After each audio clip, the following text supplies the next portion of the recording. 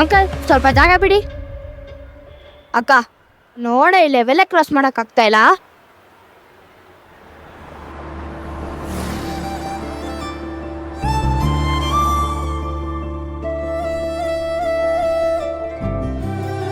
ಯಾರನ್ನೂ ರಕ್ಷಿಸಲು ಕೈ ಮುಂದೆ ಬರುವ ಮೊದಲು ಯಾರಿಗೂ ನೋವು ಕೊಡದಂತೆ ಇರುವುದನ್ನ ಕಲಿಸಬೇಕು.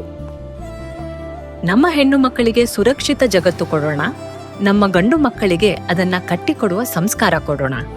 ನಂಜಪ್ಪ ಹಾಸ್ಪಿಟಲ್ಸ್ ವತಿಯಿಂದ ಎಲ್ಲರಿಗೂ ರಕ್ಷಾ ಬಂಧನದ ಹಾರ್ದಿಕ ಶುಭಾಶಯಗಳು.